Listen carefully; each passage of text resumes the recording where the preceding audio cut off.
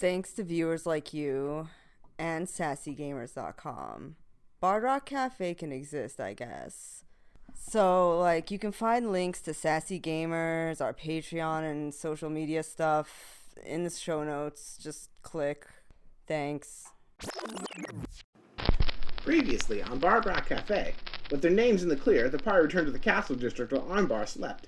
They went to the three towers where Brock spoke with the owner, Sarah, who was organizing the Bard off. Felix met up with the party and shared with them the secrets of the obelisk from the report Rook stole. Now the Blackstaff wants to meet with Brock. What will they say? Find out today on Bard Rock Cafe.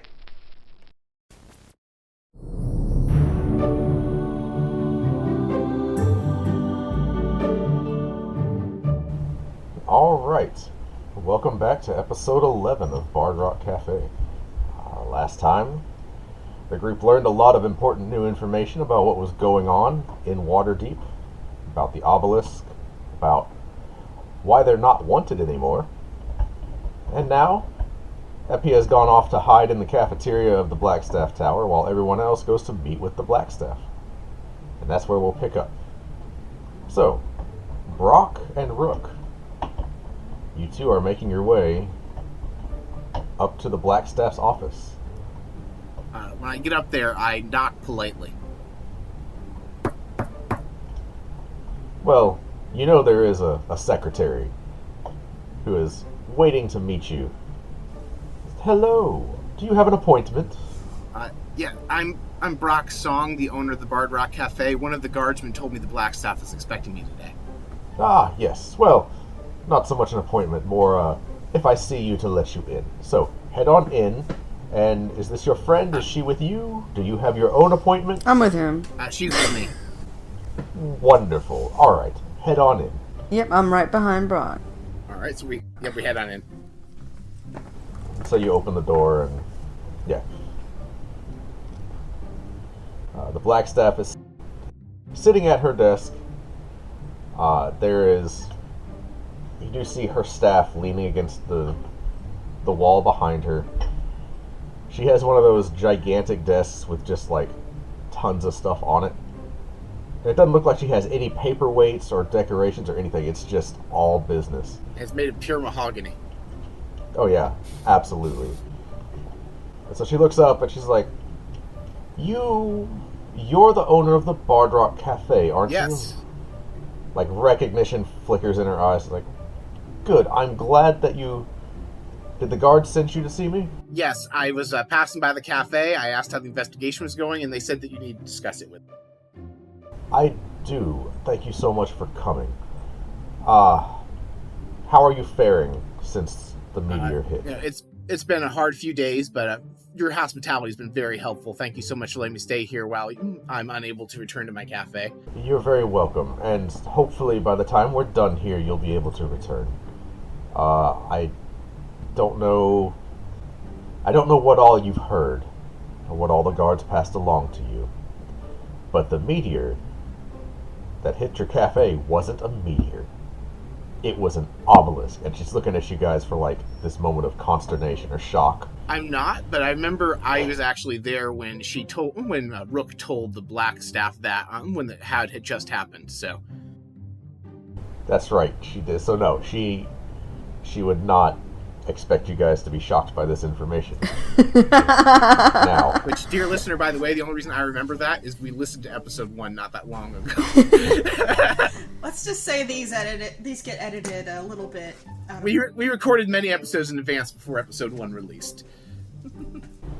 So she says, all right, I do have one question for the both of you, actually, as you were both there. Have you had magical effects happening outside of anything you've consciously done?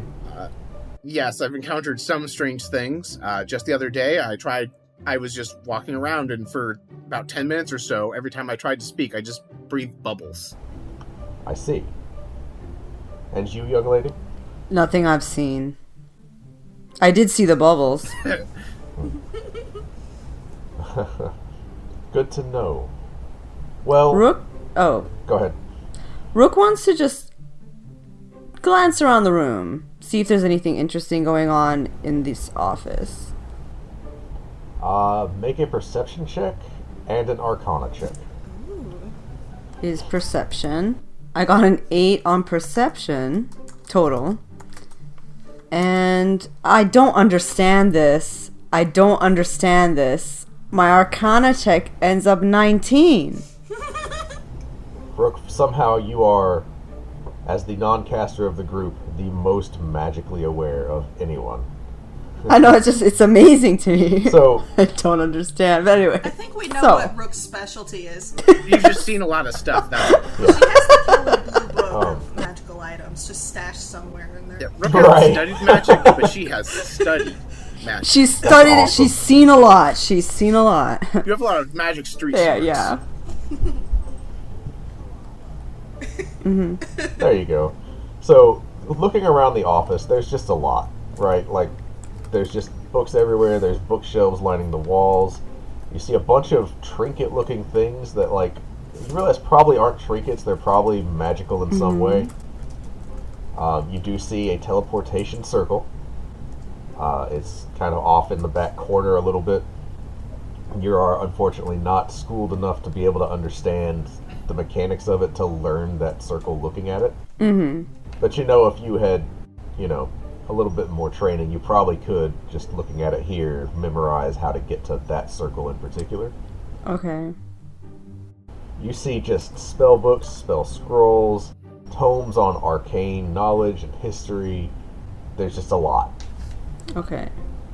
That's what you take in. You do notice that there are some glyphs kind of discreetly placed throughout the room, like security measures.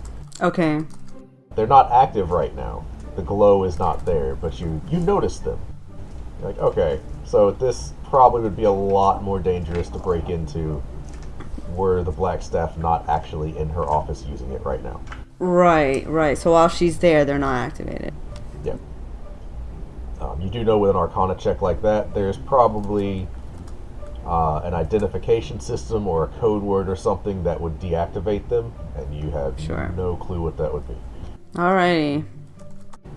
So the Blackstaff goes, well, so we found a few things out about the obelisk.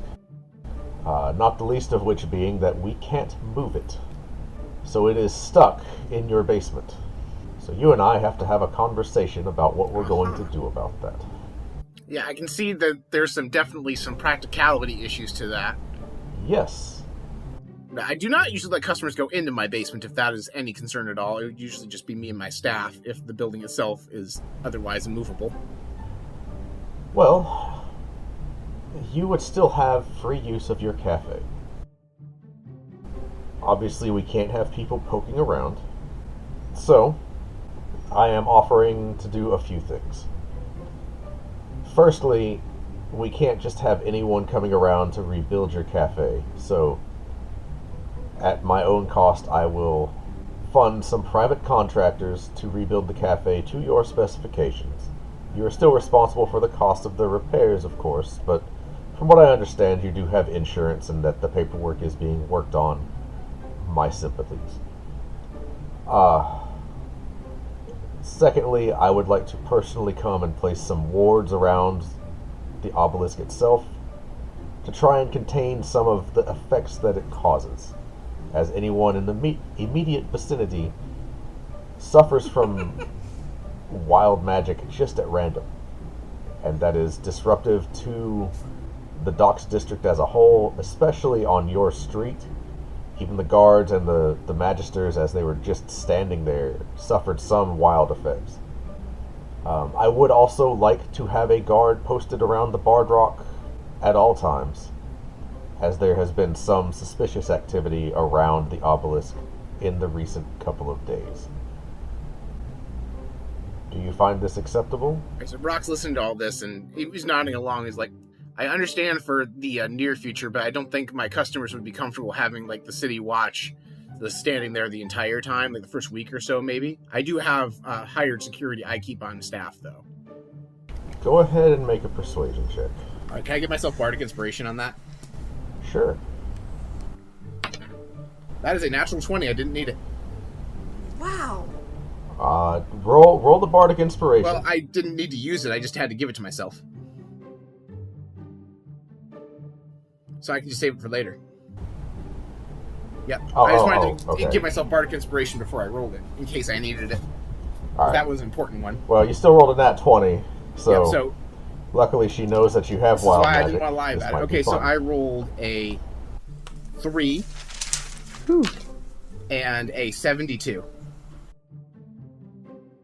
I kind of hope that the Blackstaff gets a demonstration here. Oh, man. Okay. This is going to be fun. It's a low number, one of those. Yeah. So, it's a nat 20, and I'm technically picking the worst option, but it's more interesting. I like whatever's funniest. The blast, as long as it's not going to make me explode and die, I want the Blackstaff to see the wild magic in practice. So, a spark seems to emanate from you. And you see, just like it seems to crackle in the air a little bit directly next to you. Then there's a pop. And there is a winged woman with feathers all over her body sitting next to you. She's looking around. She sees you, she sees Rook, she sees the Blackstaff. She says something in a language Rook understands. Aha. Rook, you hear her say in Sylvan, "Where am I? What's happening?" I respond to her in Sylvan. I'm sorry. This is likely wild magic. Where did you come from? I'm from the Feywild. I want to go home. It's so dreary here. Is there... Why is there paper everywhere? Is there a window in this room? No. Okay. Well, actually, there is a balcony. There is a balcony. So I can't understand this in character, but out of character, we do all know that the wild magic does usually wear off. So the person will probably be able to go back if they just wait patiently. Right, or I can just... She's got wings, like... Yeah, so out of character, yeah. It is? Okay, for some reason, I thought there were, like, Fae that lived near here for some reason. I don't know. It is okay, a whole different... No, there's wild with Fae in it, and then there's the Fae wild. Oh, there we go. Okay, so, I'm going to tell her, very sorry... For your patience, you're going to be able to go back home. Are you sure? You're going to have to wait first. How long? I'm not sure. I'm sorry. Then how do you know? Because this is the nature of the magic. And you see the Blackstaff kind of sitting there, just an eyebrow all the way raised, like, oh. She kind of goes, wild magic indeed. That is a siren. And your friend is doing wonderfully at keeping her calm. I don't understand a word of this, but... How long does this normally... And as y'all are talking, pop. And she's gone. It lasts somewhere between a minute and a couple hours. The bubbles thing went on for like 10 minutes. That lasted like, 60 seconds. Fascinating. Also extremely disruptive. Yes, I've noticed. How often does this happen to you? The first day or so, nothing really happened. Second day, it happened a few times. It seems to happen random. It seems to happen more often if I cast any magic, so I've been trying to cast magic only when I need to. But it also seems to happen at random without using my magic. Well, that is good to know. I'll tell you what. I understand your desire to not have guards around your cafe all the time. I would like to have, in lieu of guards, a single magister posted in your basement. He will not leave the basement unless something happens that is wild magic related. I would like this just in case, as you are present and you have wild magic. Just to have someone there to control whatever might happen. Because we don't know how crazy this can get. That seems fine. You just opened a portal to the Feywild. What if it had been the Nine Hells? That seems fine. If it's not going to disrupt my business, I think that's a fair compromise. So I will send word to the guards to allow you access to your cafe. The obelisk does not seem actively harmful. You can go look at it if you would like. I would encourage you not to interact too much with it, as we still don't know everything about it. But when I went to help with the cafe as it was on fire, there was one individual that was present, and he was able to raise a man from the dead on the spot. And I was hoping you might know how to reach that individual, as without divine magic functioning, there's a desperate need for more healing and resurrection magic in the city. And I would be willing to compensate him greatly. I actually do know that individual. They're a patron. They actually, I know for a fact that they are beckoning to that call specifically right now. They found out about someone need their help, and they were en route to do that. So I can find them and see if they can come visit. I see. I would appreciate that. The sooner the better. But if that's all I had. Do you guys have any questions for me before I get back to... She just kind of motions to all this in her office. I'm shaking my head, or Rook's shaking her head, rather. All right. I don't think I had any questions for the Blackstaff. No, thank you for your time. I think we're fine for now. Very well. Thank you for your understanding. Thank you for yours. And thank you. And please know that your quarters in my tower are yours until the cafe has been rebuilt. You don't owe me anything. You have been more than enough help already. I appreciate your hospitality so much. It's been a very trying time. Kind of gives you a nod and motions for you guys to leave so that she can get back to the rest of her day. And I do that. And actually, I do actually think really quickly. So actually, the process of the guilds, I don't know if you could give me any advice in that regard. I know they're traditionally slow to work with. I'm having trouble expediting the process. She kind of... My main concern, obviously, is the longer it takes to begin the repairs, the harder it's going to be to keep people from getting near the obelisk while it's in that open structure. Yes.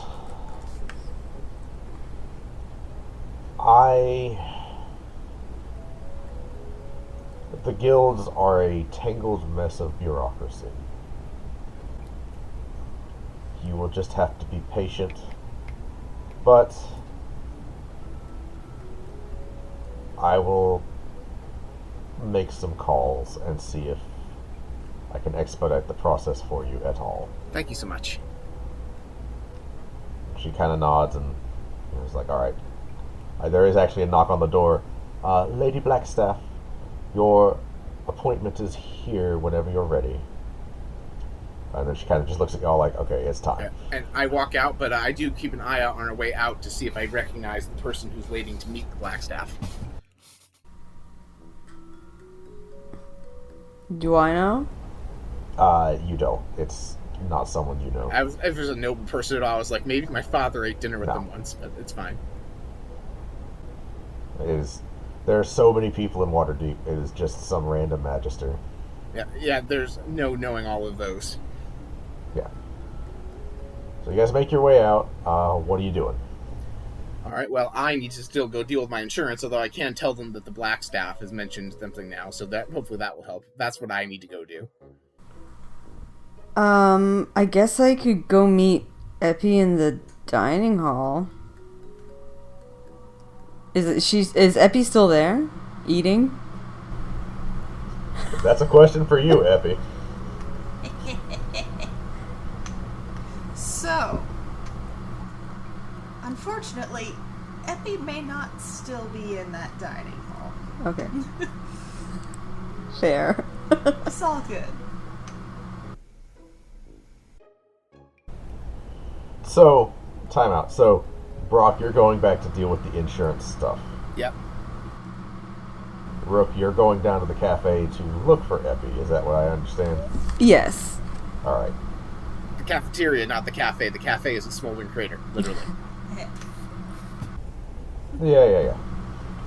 So, Rook, you go down to the cafeteria, and there's a lot of people there. You know, this is the mage school. but you don't see Epi anywhere. Because Epi is doing something else. Epi. Okay. So, Epi, when everyone starts walking towards the Blackstaff, he went with them, told them he was going to be in the cafeteria waiting for them, and then as soon as they were out of sight, just sort of backs out and heads out the door. And I'm gonna try and find anything resembling like a local inn or bathhouse or something. Okay. You staying in the castle district? Yeah, or? same district. Okay. You want me to find you a specific one, or you just want to just... First one I can find is good enough. Okay, so you go to there's an inn. It's fine. I rent myself one room, go up there, and Epi just kind of pulls out his book right quick, slaps it down, and says, and writes in it, "So more. We have a problem." Do we? He writes in the book, "I can only cast the spell once per day, but it's looking like I'm gonna be needing to cast it a lot more often." Well, I think with a little more training, you might be a little more powerful and be able to cast it yourself. But until then, I can only give you once. He kind of sits there for a second and he writes in the book, "Thank you for all of the help. I think I'm going to be practicing this a lot more now. I have a feeling my little plan to replace the divines with something a little more easily controlled may be coming due a little bit sooner than I expected. Any advice on where I could research this a little bit further?" I'm sorry, say that again. Do you have any advice on where I could research this a little bit further? I feel like my plan for replacing the divines with something a little more easy to control may be coming due a bit sooner than expected. I seriously doubt you had anything to do with this. But visiting some of the temples might be a good start. It's alright. I think I need to do that anyway, just to see how bad it is. Wish me luck. No response. Fair enough. So Epi, in this little room, pulls out of the depths of his bag just this outfit that doesn't look like anything he's worn that y'all have seen.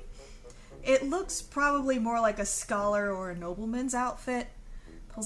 Switches into that, and puts a little signet ring on his finger, does his hair a little better, hides Mort and his old clothes back into the bag and slips it over his shoulder. Kind of takes a deep breath and peeks out, or actually he casts the unseen servant, and he tells the unseen servant to go out and see if there's anyone in the hallway. The unseen servant kind of opens the door, peeks out, comes back in. You get the sense that there is not. Okay. I nod. I tell the unseen servant to stay there, but, kind of move around, make it seem like there's someone in the room, pick stuff up, set it down, until I get back. Okay.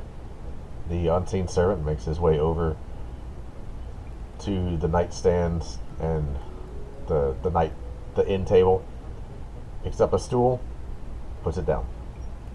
Picks up a stool, puts it down. I just kind of... You see Epi, he's rubbing the bridge of his nose and says, just stay here in the room, move around a little bit. No need for any picking up and setting down of furniture. There's a pause. And the stool starts to slide noises like Sit down across the and floor. just sit down and get up and walk around every so often, and that's it. Nothing else. Okay. So, the unseen servant takes a seat. Alright, that'll do. And so Epi, with the backpack on his shoulder with all of his wizarding stuff in it, sneaks out of the place as best he can.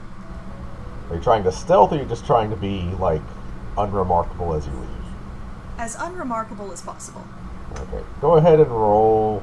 I'll make that deception. Just... yeah. Okay. We're going with ocean dice on this one. What is my deception, bud? That's not bad. Ooh. So, a 3 plus a 3 is a solid 6. My hoofs clack very loudly. Yeah, I mean, you're a tiefling in a mostly human, and... I mean, tieflings are not common. So, you garner attention, and you're dressed like a scholar, and you're in the castle district where you get some looks, but nobody really pays you too much mind. It's Waterdeep, right? Okay. So, Giuseppe is gonna go and see what the situation is at one of the local temples. And, he holds himself a little bit straighter, nods, is the usual shtick. But I'm gonna make my way towards a temple. Okay. Hang on one second. By the way, I love that basically Epi was like, hey, unseen servant, can you just act out the cardboard cutout scene from Home Alone for me, please? Oh, God, you're right. That's awesome. Alright, so in the castle ward, the Blackstaff's tower it's pretty close to the Font of Knowledge, which is the Temple of Ogma, and the Halls of Justice, which is the Temple of Tyr. Those are two that are like, you can see them from here. Mm-hmm. Like if you make your way out of the Blackstaff's tower, you can see them from there. Okay. Let's go to the Hall of Justice first, see how that's going. That's probably got some Raise the Dead folks in it. See, that's perfect, because every time we jump back to your story, we can be, meanwhile, in the Hall of Justice. Epi is being a little shit. Okay. Okay. So, you make your way to the Halls of Justice. And you see there's a lot of... The Temple of Tyr is more focused on, like, paladins and warriors and holy fighters, right? Mm-hmm.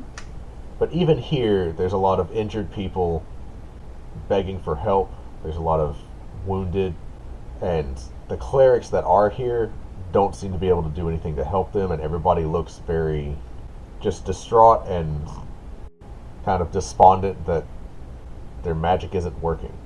And you do see in the courtyard there is a group of paladins that, they are training together and they are skilled with their sword, but it's obvious they're trying to call on something more and it's not working. And there's a group of them sitting around a table, drinking something and talking about this, like, all right, what's going on? How can we get Tyr's attention? And it's kind of a mess, right? That is what you see. No hands are being laid. Yeah, exactly. Is there any way for me to just kind of stand by the table of paladins discussing this and eavesdrop? Would you like to try? I would like to try. I'm sure the paladins will definitely notice the tiefling, but it's fine. If they notice me, I have plans. Yep. So one of the paladins immediately turns to you and is like, "Can I help you with something? What brings you to the Temple of Tyr?" Epi is just like, I had been traveling abroad and I had heard about what had been going on in my home, and I wanted to come back and see just how bad it was, if there's anything I could do to help, or something. Well, it seems that all of our divine magic has stopped. All of our prayers, all of our ceremonies, all of our rituals, nothing is working. We have some herbalists still that are able to make potions and salves, and they're doing the best that they can with the resources that they have. But we're at a loss. Our Holy Order is still patrolling outside the walls for monsters and threats to Waterdeep, but they are much less effective without any of the divine assistance. We can only rely on our blades right now. That's awful. I'm so sorry to hear that. What are they able to bring people back? I know that's a service that some of the clerics offer. How are things for that? Is everyone okay? No one has been able to be brought back from the dead for several days. Well, about 2.5 days since the meteor hit. That's above game, but, you know. Epi kind of looks around and he's like, I'm so sorry. If I can find anyone that has healing abilities, I'll let them know to come to you. The paladin doesn't even really think twice about it. He just raises his glass. Appreciate it. This is something for sharper minds than mine. Well, don't discredit a soft or sharp sword. That comes in a lot more handy than you'd expect. I think I'd expect it. Good point. So I guess, with the paladins not able to cast their holy magic at the moment, have there been any instances of, say, creatures that were undead or creatures that were, you know... Is there something a wizard can do to help? The paladin kind of stops and thinks for a minute. He says, at this point, wizards can't bring people back from the dead. To my knowledge, anyway. All we can hope for is that they figure something out. Something has happened. Well, that's not my field of study, so if I find anyone for whom that's their field of study, I will let you know. At this point, he's kind of like, who the hell is this kid? So he's turning around and looking at you like, thanks. And he's taking like a good look at you, like he's trying to commit your face to memory. Oh boy. I'm just gonna kind of bow a little bit. Oh, my apologies. That's very rude of me. I never introduced myself. What's your name, kid? Giuseppe von Burs. I don't know if you've heard of the von Burs family, but I have some ins. Yeah, I know about the von Burs family. Ah. I feel like I've heard your name too, but... Well... it's not ringing that many bells. Well, when you have many older brothers and a sister, generally you tend to fade into the background a little bit. Right. Well, I'm the 5th of 6 children, so I get it. Ah. But, my apologies and also congratulations. You always have somebody who has your back, but they'll give you shit for it the whole time. Something like that. Your family might work a little different than mine. Alright, Giuseppe. Take care. And you too. What did you say your name was? Well, I am Sir Generic NPC number 7. No, his name is Eric. General Eric. Oh my god. Eric. Alright. I see your green dot. I'm still reeling from that. Okay. Alright, so yeah, I am Sir Eric. Because that is canon now. Well, it's been a pleasure. Likewise. I will leave you to it. He goes back to drinking and talking with the other paladins at the table. Epi kind of looks around. So some of those clerics, I'm gonna go over towards them, I guess. So there's clerics kind of doing their thing. There's one that's kind of off by himself. He's older looking, has a gray beard. He is poring over some books, look to be some kind of holy tome. Perfect. Old guy with holy tomes it is. Yeah. Yep. He doesn't even notice you come up. His name is Tomas. Oh. Oh my god, these are great. So he does not notice you come up until you get his attention. And he looks up. Can I help you? Well, I was just curious, what exactly are you researching? I'm reading about rituals and appeals to Tyr to try and get his attention, or to try and get some answer as to why he has gone silent. That does sound like y'all are having a very hard time of it these days. Any luck? None. None of the temples have any of their divine magic right now. And from my meetings with the other high priests of those temples, none of them had any luck.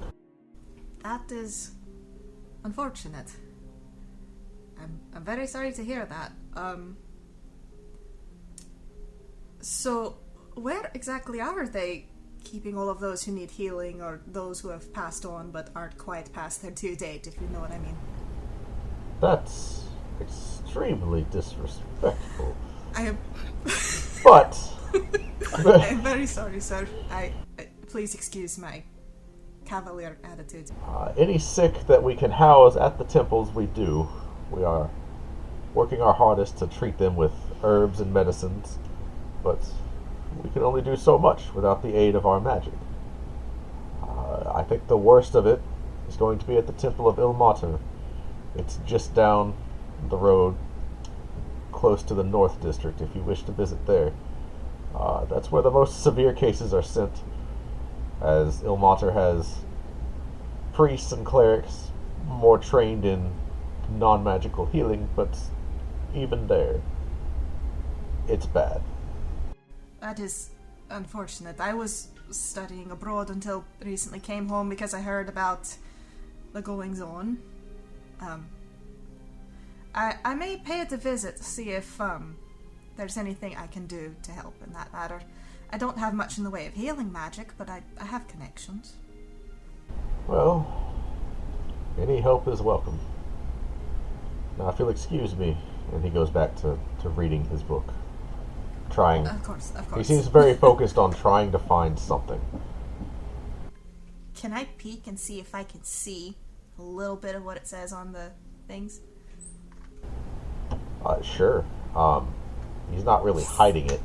It is a book of rituals for appealing for mercy and justice from Tyr.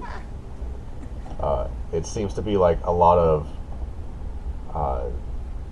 just calls for an end to injustice, release from suffering, and basically strength to get past the trials. Lots of stuff in that vein. That seems to be the area he's researching. Okay. So after my little peek, I'm gonna head out, and I don't know. We'll see if I run into Rook at any point during this, but I head out of that temple. I think I may head over to that Olmater temple.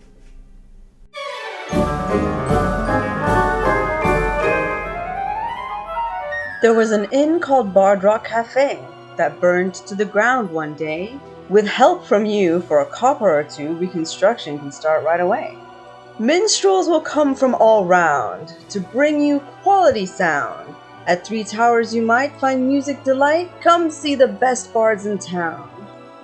You are cordially invited to join us for a bard off. Join Brock as he tries to prove he's the greatest bard in Waterdeep for our 14th episode. You don't want to miss it.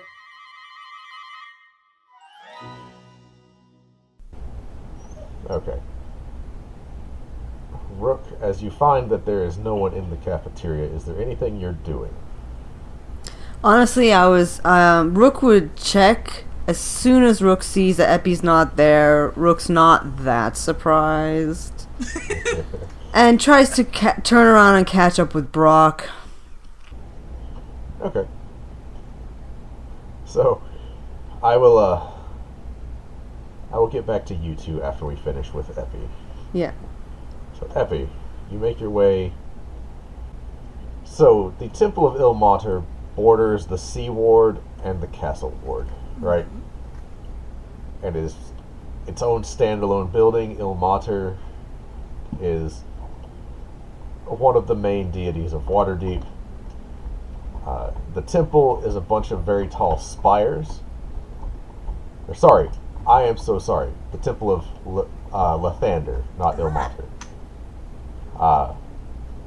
He is the god of light, god of healing, that sort of thing. Good old Lathander. Yeah.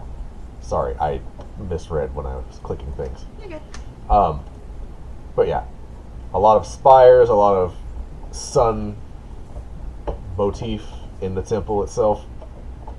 There are tents lining the streets around the Temple of Lathander. Seems like all the clerics have been called in. As you approach, it smells like death. Oof. There are people moaning as clerics are making their way around. You do notice on everybody's forehead there seems to be different marks. Green, yellow, red, and black. And each one, like the ones with the green marks, seem like they're not that injured, right? Like maybe they're on the mend, they just need to recover. Yellow, they need to be tended to. There's an injury, but not a serious one. Red marks seem to be the ones that are very serious. Open wounds, stab wounds. People are coughing and hacking, or they seem close to death. The ones with black marks are either dead or they look like it would take a lot to bring them back. Go ahead and roll insight for me. Or medicine. Insight or medicine, whichever one. Okay, let's see. Alright. I think I'm gonna go with ketchup dice on this one.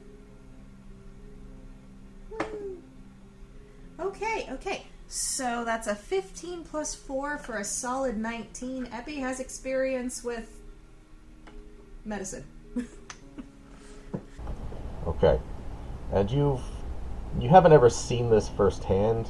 This is, they are triaging who gets treatment. There are limited healing supplies. There's limited resources to go around for helping people. Some of the people that you see with the black mark probably could be helped, but based on your knowledge and experience, they're not going to get help because it would cost too much. And for the same amount of resources, the clerics could save 2 other people elsewhere, and this person will just have to live with it or die. It looks like a disaster area. Epi just kind of looks around and is just like, you can see that little hamster wheel turning in his brain, and he can't do anything right now, but he might come back later. Can I? Okay. I might keep going? looking around if nobody really stops me too much. Okay. Do I find anything? Roll me a general perception. Okay. I think I'm gonna use red dice for this one. Ooh. Okay, so that's a 13 plus 2. That's a 15. Okay. Looking around, the Temple of Lathander has the largest following. But even on a regular day, it's kind of unusual for this many people to be here. You get the sense, even from talking with the Temple of Tyr, this is where all the really bad cases are sent. What's concerning is that, it does seem like even here, where everybody is being concentrated, there's a shortage of healing supplies, and it's causing a problem. Which would indicate that, if all the temples are sending their sick here, they would also be sending their healing supplies to kind of maximize treatment, but there's not enough. There is also the sense, as you're looking around, there's a lot of open wounds. Talking like stab wounds or, bruising and broken bones and that sort of thing, there was, something happened, right? Mm-hmm. So you get that sense that, this is not just, everybody's being centered here, but also, looks like there was a fairly large fight somewhere. Okay. Is there somebody running around who's obviously the nurse or cleric or something? There's so many. I might see if I could pull one aside real quick and ask him, what happened here? So as you try to pull one of them up to the side, she's like, no, I'm busy. Go talk to the cleric at the front gate. They'll tell you what to do. Go. I need to focus on... And she just ma'am. keeps going. Thank you.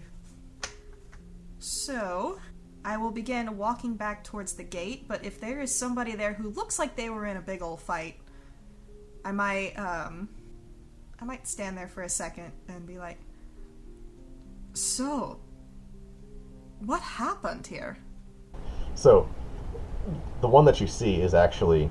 He's a paladin, and he's actually wearing some regalia from the Temple of Tyr from before.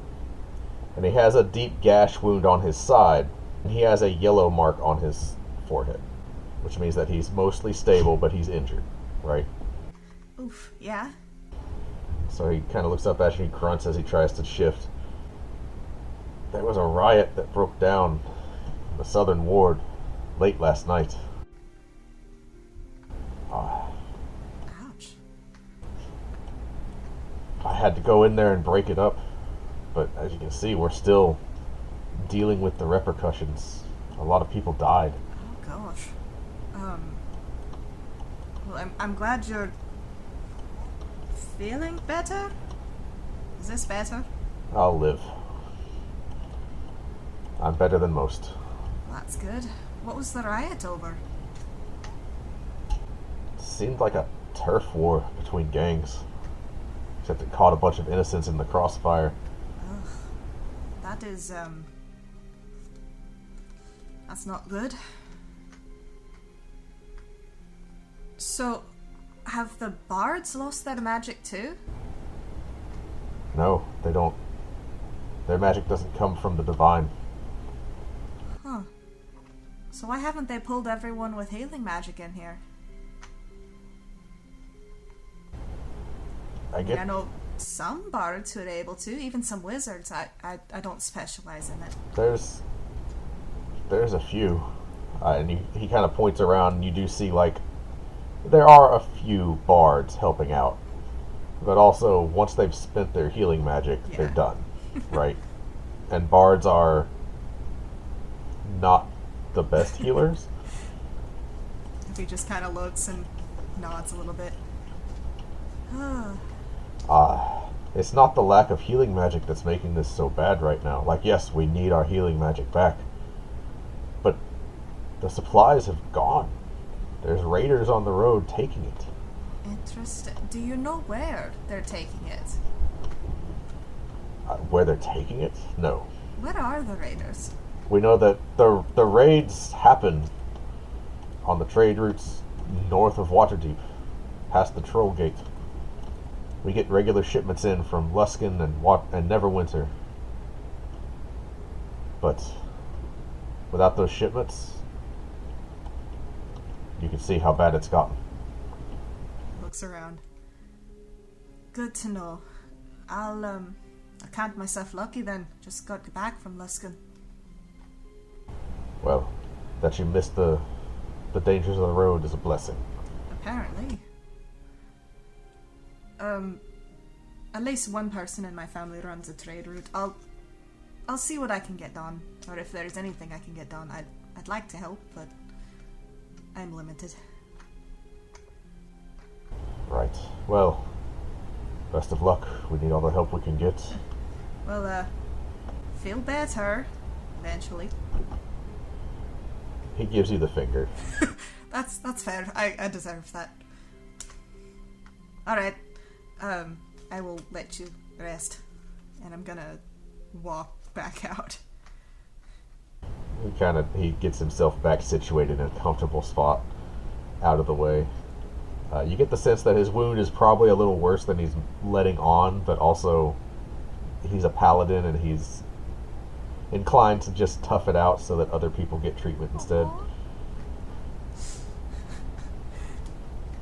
Yeah, so you make your way. Where are you going now? I think now would be a good time. Eppy's gonna leave that slightly depressing place and probably write a letter. Okay. Just find some little park bench I can sit on and write. Alright, so you find somewhere to kind of hole up and write a letter. I am going to jump back to Rook and Brock so that it's not the all Epi station. So Brock, Rook catches up with you, not too long. You don't really make it that far from Blackstaff's tower. And you two meet up. Oh, Rook, how was breakfast?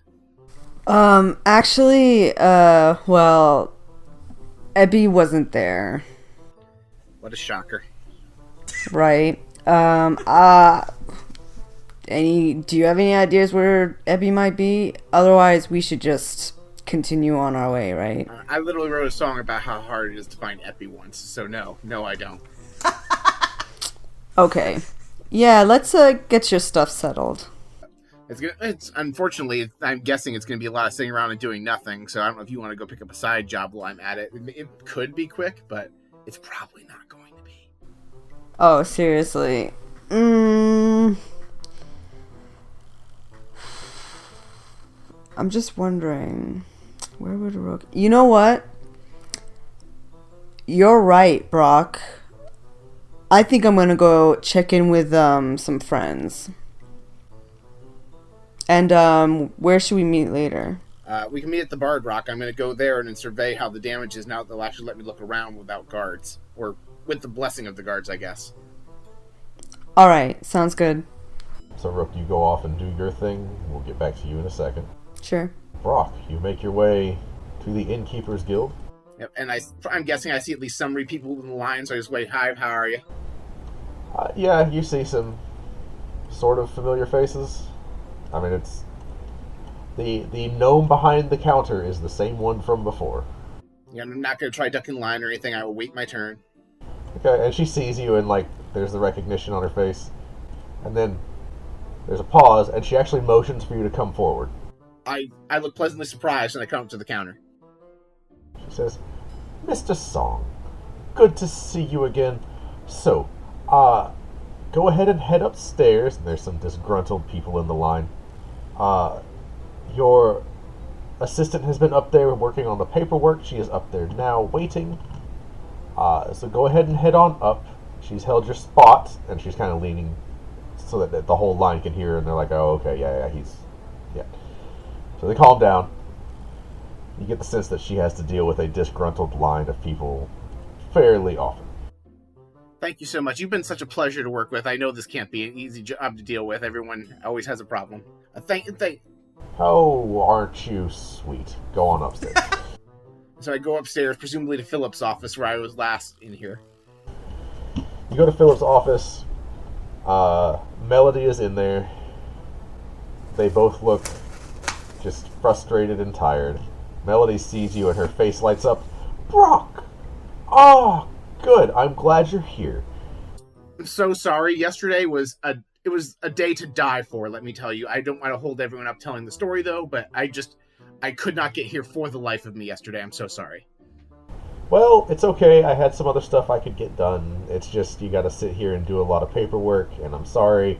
But apparently it has to be you that signs a lot of this stuff, and yeah, so just plops down with a heavy thud, this stack of papers. And you see Philip kind of just shake himself out of this half-awake stupor, and he's like, alright, so here's what we gotta do. This first page, and like, you're gonna spend a long time here. Yeah, and I do just mention to Philip really quickly, I spoke with the Blackstaff this morning. They have a personal investment in keeping the repairs safe. They said they might send word to you about that as well. Right. Well, I haven't heard anything yet. But if we hear anything, we'll let you know, and if that makes a difference, then aren't you lucky to know people that are important enough to not have to deal with this? So you're there for a while, and sure enough, after about like 2 hours there, you're getting about 3/4 of the way through your paperwork. But also, a very important looking, well-dressed tiefling man pokes his head into the door and says, Philip, we received a missive from the Blackstaff's tower. We are to treat him like a premium nobleman member and expedite this process as much as we can. So, give him the platinum treatment. Philip just stops for a second, and there's a look on his face. Go ahead and roll insight. Alright. I rolled a 12, and insight is wisdom, so 12 plus 0 is 12. Okay. It's hard to read. There's definitely a thought going through his head, but you can't figure out what it is. Can I also roll, either stealth or sleight of hand or something to see how well I conceal what would definitely be the shit-eating grin about the fact they put me through 12 hours of nonsense last time and now I get premium treatment? Go ahead, that'll be a performance check, sir. All right, I'm great at performance. All right, so that is a 12 plus 7. That is a 19. You're grinning on the inside, but nobody's any the wiser. So at this point, Philip takes the 1/4 stack left, flips through it, finds a single sheet and pulls it out, looks it over. Alright. So we've assessed the damages at the Bard Rock Cafe. Based on your platinum treatment, and he scritches out a number and writes down another number that's twice as high as it was. This is the amount we're willing to pay to have the Bard Rock Cafe reconstructed. And you see that they are willing to offer you 8,000 gold. Alright. Very well. He just has a giant rubber stamp that he's just stamping all these papers with. You get the sense that because you're getting this special treatment, there's a whole lot more bullshit that just isn't going to be in your way. Alright. You leave with... It's not a bag of gold. It's like a promissory note. Basically says you can pick up this much gold for the repair costs at this location. Because sending you out with a giant bag of gold is stupid. Right. And I also, Philip, I just want to compliment the runner that I've been dealing with. They seem like such a hard worker. I just wanted to personally commend how hard they work and how dedicated they are. Oh, yes, we fired him. You did? Yes, he never reported back yesterday, so... Oh, he only found me this morning. Like I said, I was having a day, and he was dedicated to finding me. Please, if there's anything I can do... Well, if you give me his name, I will hire him myself. His name is Sean. He lives in the trades ward with his parents. We were giving him a chance, but there's always more runners. Now, out of character, is that Sean with a W, or is that S-E-A-N Sean? S-E-A-N. I had written down the wrong one. Alright, so I've made note of that. I'm going to track down and poach Sean for this job, as originally planned last episode. He does mention that Sean worked with his parents at Maroth's Fine Silks. It is an established trade store that makes nice clothes. and borders the North Ward and the Castle Ward. Is that different clothing store than the one we walked by earlier today? Yes, different clothing store. Clothing store you saw was more for like general clothing rather than noble wear. All right, so that's all the business I had. So the next thing I was going to do is I was going to go back to the Bard Rock in anticipation of first looking over the damages, and I'm probably going to inspect the obelisk myself. They can't give me more wild magic, so they should let me. You don't say that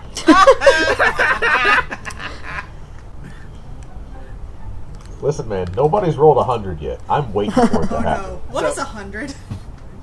I think You'll we all have find out, 100. Oh, yeah. Oh boy. Either way, my plan is to go back to the Bard Rock, and while I'm waiting for Rook and Epi to rendezvous with me to assess what remains of my building and get an idea of what I want to do with the repairs. Okay. Rook, Yes. what are you doing with your day? So Rook legit decides now would be a good time to do a little side thing she was thinking of. Rook wants to do a little recon on the Blackstaff's tower.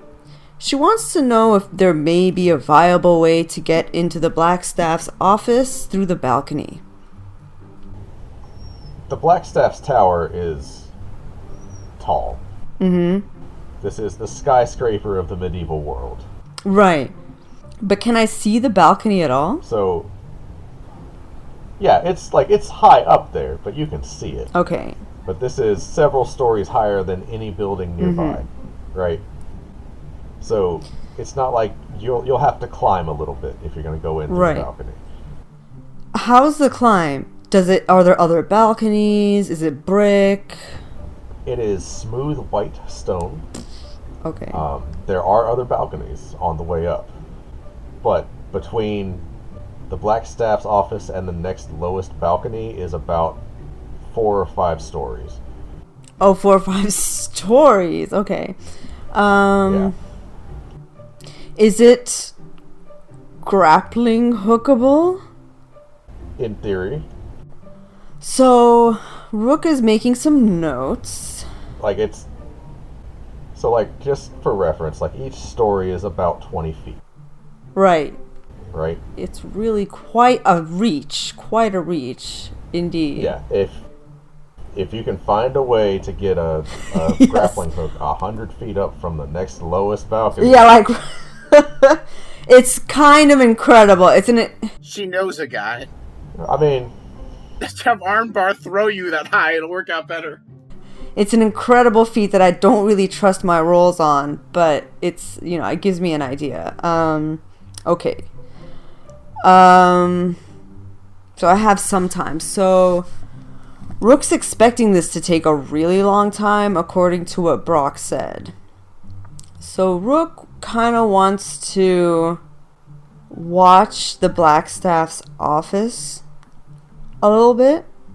So she's going to make her way back inside and make her way back up to the office, but stay right outside where the secretary is and just kind of listen in to what the secretary is saying. I feel like I need to apologize. So the exterior of the Blackstaff's tower looks like it's 3 stories high. Oh.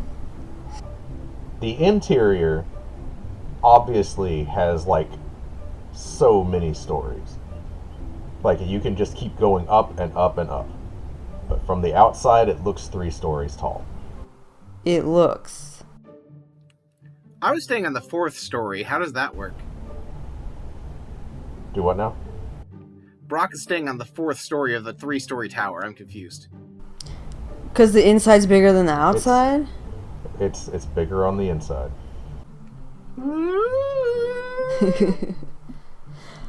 Okay. Okay, thanks for that clarification. That's important. Okay. Yeah, it is. And I'm sorry, because I went to look up, alright, how exactly does this look canonically? And no, I forgot. The outside doesn't look the same. Okay. It doesn't look the same at all, so meaning can I even see that balcony? Does it even look the same at all? No. Okay, yeah, that makes a lot more sense. Okay, so Rook realizes that this very, very important fact. Okay, so yeah, so Rook is inside listening in. What are you trying to do? I'm sorry. Oh, sorry. I'm listening in on the secretary for kind of doing recon for a little bit, because she has some time to kill before she has to meet with Brock. Okay. So you're just on the first story listening in? Yes. Okay. So the first story is where, like, appointments are made or requests or anything like that. So you see a lot of people coming in and out asking about, hey, why is Divine Magic not working? Is there anything that Blackstaff is doing? Hi, I need to ask a question about this. Can I get access to the library? Hi, I'm wanting to apply for a chance to study here under one of the magisters. Can I get an application? You know, that kind of thing, right? Mm-hmm. So I mean, it is just like this is Business as usual. This is where people come in from the street to just ask a question, and there are people kind of hanging out in the lobby area. So it's not like you stand out because, yeah, this is the public area. Mm-hmm. Can I get close to the secretary's desk? Yeah. I want to do that. Secretary kind of looks up. Hello, can I help you? Oh. There's a half-elven man kind of standing there with scholarly clothes on. Oh, sorry. I'm actually waiting for someone. Oh, no problem. And he just goes back. I kind of like back away a little bit. What's on his desk? It looks to be a large book of appointments. There's a notepad with just a bunch of notes in it, and just lots of like forms and stuff like that. You know, it looks like a front desk. So really, the most interesting stuff is going to be beyond this secretary. Do I notice any... Is there anything barring me from just like walking right through past the secretary? No. And you know, like Brock is staying on the 4th story. Oh, right. You guys have never been Okay. stopped before. You just go upstairs. Where's the barrier between me and the Blackstaff? Say that again? I'm sorry. So what is the place that is the let's say the gate between me and the Blackstaff herself? So, like, what floor and room kind of thing? Yeah, exactly. Oh, man. Oh, I mean, you could... Rook has been here, so Rook does know where that is. Right, so, like, but, so... Right. So you have to go way, way up the tower. Right, okay. And did it take us a very long time to walk up? Well, so if you take the stairs, yeah, it'll take a long time. There is a platform. Fortunately, Waterdeep invented the elevator. Well, magically, yes. There is a Tinser's floating disc area where you say, take me to the Blackstaff's office or the Blackstaff's floor, and it just sort of elevates you through the different floors. And it doesn't go very quick, but it does get you there. So it might be like a 5-minute wait as you just ride from the bottom floor all the way to the top. And then the stairs also, you would know this. There's a command word for the stairs. So like you're on the 1st floor. Mm-hmm. You would know from hearing Brock there is a command word to where you walk up 1 story and you're on the 4th floor. Okay, for like different floors, That's the- okay. Yeah, that's the only floor you know the command word for. So, basically, Rook wanted to get a very good idea of this tower because she feels she may be able, if there's ever the need in the future, to get something related to the Blackstaff herself or something particularly magical. That would be a very useful place to get into. So, it's obviously a place she can't get into now. So, she's gonna skedaddle. And she's gonna get to the Bard Rock. Alright. So you get to the Bard Rock way before anybody else, so you're just kind of hanging out. Yeah. You are unfortunately not Brock, so they don't let you in. Yeah. But once Brock gets there, yeah, you can all go inside. Alright, so last thing, Epi. Yes. Hello. You're writing your note. You finish it. Okay. What do you do? So, I finish writing my little note, and I get out the good old-fashioned wax seal, press my signet ring into it so they know that it's coming from me. Sure. Head off someplace and drop off my note to my family so they, they're gonna get a letter in the mail.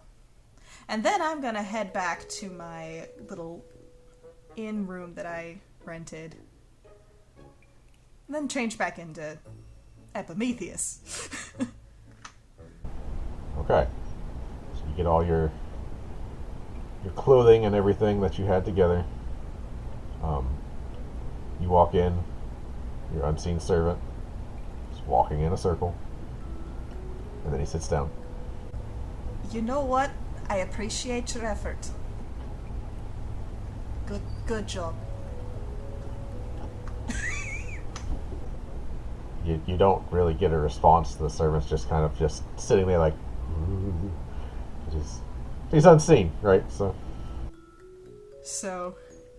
I close the door, kind of lean back on it. And I go plop on the bed for a brief second, pull out my book, and I write in it. So, things are getting pretty bad out there. Do you know anyone else who can use the spell that you gave me? For Revivify. You're the only one I can give that spell to. He writes in there. Okay. Looks like I'm gonna have to do some studying. And, then I'm gonna write in there. Would you inform Dot to go find Brock, ask him where he's staying tonight, and then come back and tell me? No response. Are you able to get these messages to Dot, or is Dot just not listening? Yes. Okay. Cool. Thank you very much. And then I'm gonna take a short rest and do some arcane recovery, get some of my spell slots back, and then we'll see where Dot is. Okay. So Dot, along with Armbar, made their way back to the Bard Rock Cafe. So Rook, you would meet Armbar there. Okay. And Dot is invisible on Armbar's shoulder until he pops out and says, Hey, Whoa. where's Brock? He kind of snaps in your face. Hey, Oh, come on, where's Brock? he's coming. He's coming to the cafe. Ah. Alright, cool. And he flies off. Goes invisible again. Like, that's it. That's the entire interaction. Perfect. Two succinct people. I love that. Armbar's kind of rubbing his eyes. How long did I sleep? So that's not at all how Armbar sounds. I cannot do that voice. Was I asleep? Oh, my head really hurts, guys. Ugh. You're good.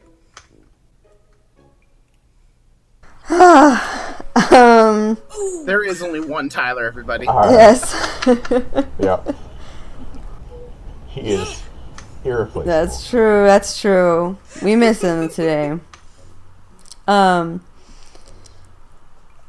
It's, don't worry about it. It's good you got your rest. I had some tea waiting for me when I woke up. It was nice. Good for you, man. And some burned slippers, too. That's great, man.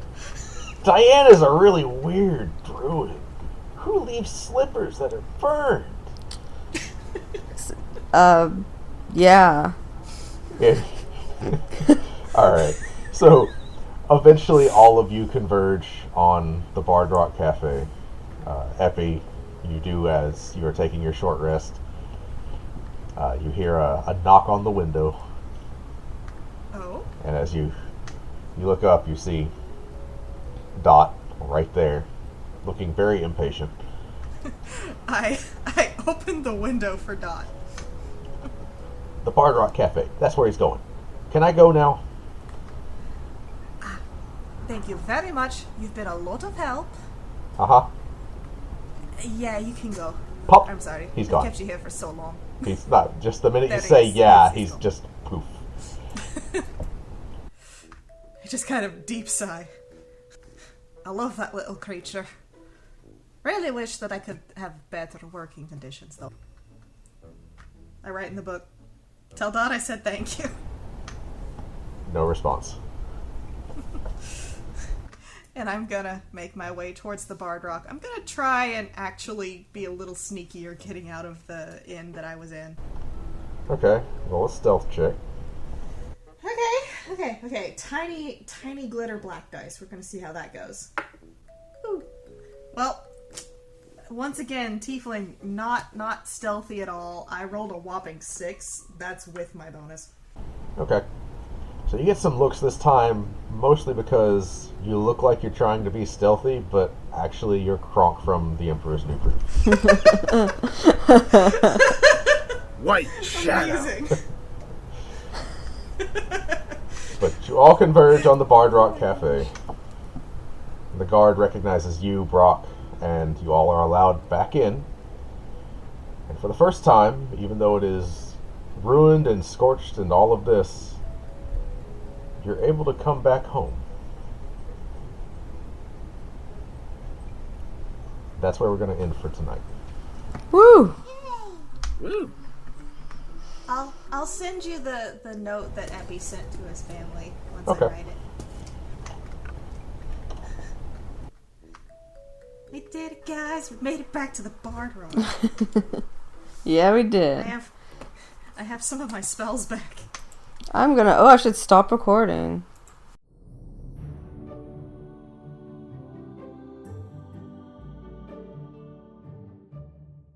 Okay, you listen to Bar Rock Cafe. Get on to sassygamers.com and listen to more episodes. And become a patron. I'll read your cards. Do it. Patreon.com/BardRockCafe. Till next time.